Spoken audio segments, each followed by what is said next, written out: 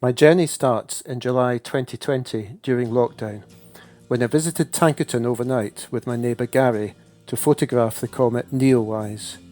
He had brought along his old telescope and had showed me Saturn and Jupiter. Well, I was completely blown away. 2 weeks later. Aha! Look what just got delivered. My own telescope and mount. After much trial, error and YouTube videos, I finally figured out how to attach and focus my DSLR and captured my first deep space image of M13, a globular cluster. Throughout the rest of 2020, I continued to capture images with the DSLR, but began to realise the limits of my equipment living in such a heavily light polluted area. There's a starman waiting in the sky.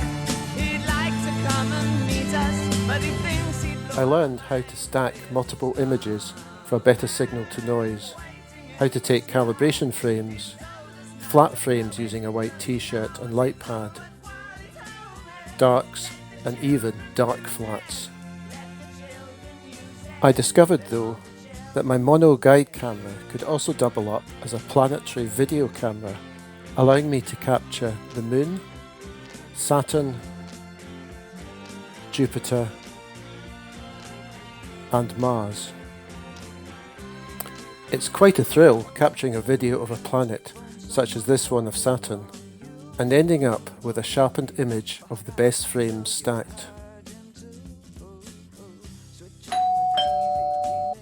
Yay, another delivery!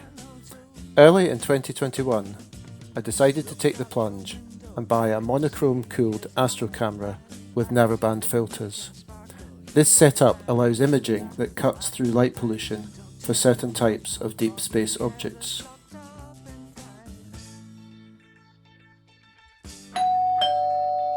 Woohoo! It's the postman again! My second major purchase of 2021 was to replace my original mount with a computerized go-to system. I can now slew the mount accurately to targets from my laptop without the hit and miss approach of manually star hopping. As the year progressed, I became more experienced in capture and processing, focusing mostly on emission nebulas within our own Milky Way galaxy. The narrow wavelengths of light captured through the filters can be assigned to the RGB colour channels to allow quite artistic interpretations of the data.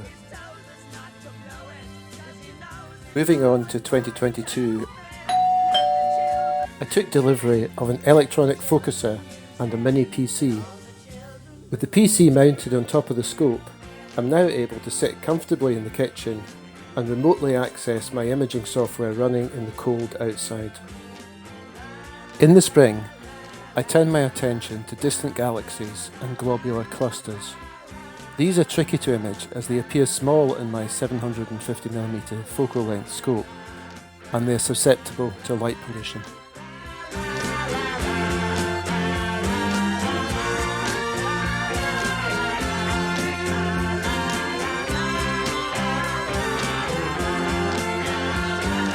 In the summer, I had my first attempt at Milky Way photography under the darker skies of Bio water. I was thrilled to be able to just capture something with my DSLR and tripod. Earlier, I joined a Facebook group called the UK Cloud Magnets, who, as well as having an active online community, also meet up for events and camps at dark sky locations. At the camp, I captured the Dark Shark Nebula. This is one of my favourite images because of the dark dust. Images like this can only be captured at dark sky sites. 2023 started, not with a doorbell, but with news that a comet was passing close to Earth. Capturing comets is extremely challenging as they move in relation to the stars and require very advanced techniques to process. To date, I'd only attempted to capture objects that would fit into my fixed field of view. I now turn my attention to building mosaics of larger deep sky objects. For these, the planning and processing is much more complex, and you also need to capture far more images, not only a stack for each filter, but now multiplied by the number of panels. But he thinks he'd blow our minds. There's a starman waiting in the sky. Quite by chance, I was imaging the Pinwheel Galaxy one night in May, and heard the next morning that a supernova had been discovered there.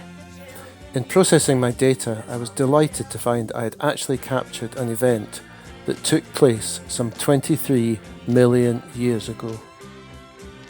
When clear nights and new moon periods coincide, I've started to explore Milky Way photography with an attractive foreground subject, and been quite encouraged with my results so far. So, what's next for me? I'll continue to do the bulk of my imaging from the back garden, but take every opportunity to travel to darker sky sites to capture those fainter objects.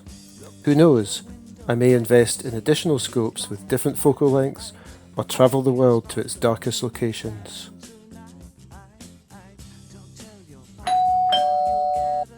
Now, whatever could that be?